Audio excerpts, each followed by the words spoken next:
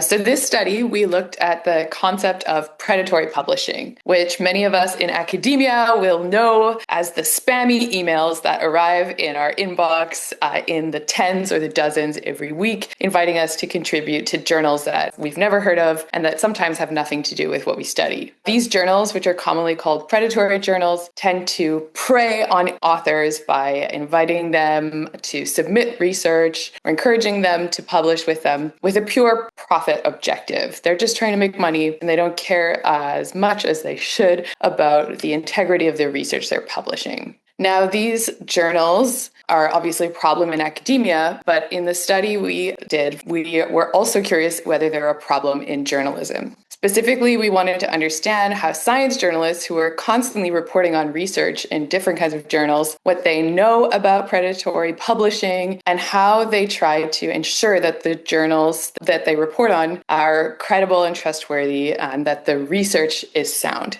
So with that in mind, we did a study using interviews with 23 journalists who are based in Europe and North America. And we asked them to explain what they knew about the term predatory journal, as well as describe to us the process that they took to evaluate a journal's trustworthiness, including an actual walkthrough of a journal article published on a fake journal that didn't have a brand name they would recognize, where they showed us step by step what they would do to assess, is this trustworthy or not? So a few key points that really stand out for me from these results. The first is that some journalists have no idea what predatory publishing is. They had us explain what the concept was or gave us vague answers that clearly showed they weren't sure what this term was. The second is that those journalists who were aware of these journals with predatory practices seemed to think they were a problem in theory or a problem for their peers, but not a problem for them in their own work. And this was largely because these journalists said they had developed a kind of gut feeling and intuition, a bulletproof system for assessing whether a journal could be trusted. And this had been honed through years of experience.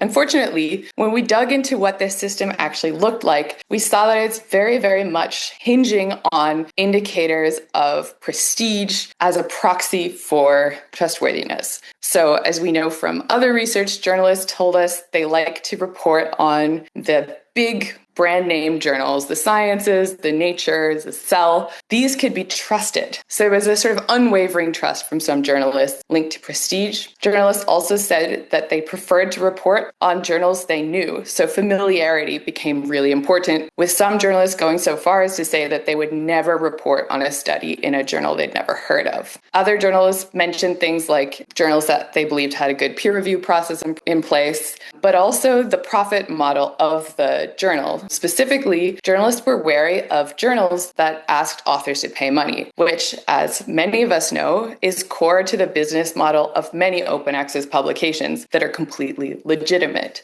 So this raises some concerns about open access journals. And finally, some of the journalists said that proofreading issues were a marker that a journal couldn't be trusted. So if there were spelling errors or grammar mistakes, it might be a sign it's predatory or a red flag, as one journalist put it.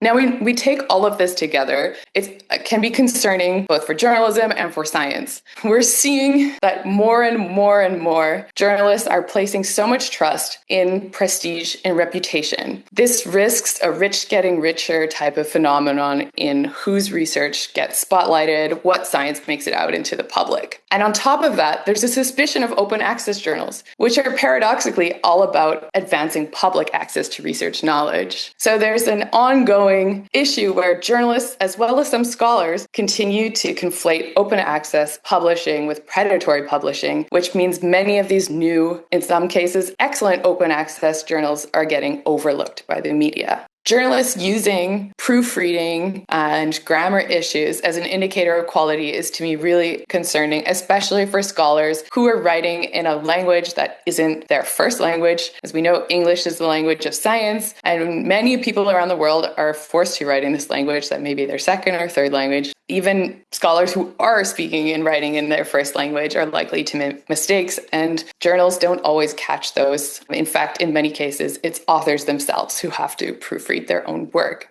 So all of this goes to say, journalists are either unconcerned or unaware of predatory journals and predatory publishing. And when they are aware, the strategies they use have a lot of potential to increasingly narrow the already narrow pool of science that ends up making it out into the public sphere. So I urge journalists, if you're out there watching, to reflect on how you decide that a journal, and maybe more importantly, a study, is trustworthy enough to report on, and who you might be excluding in doing so.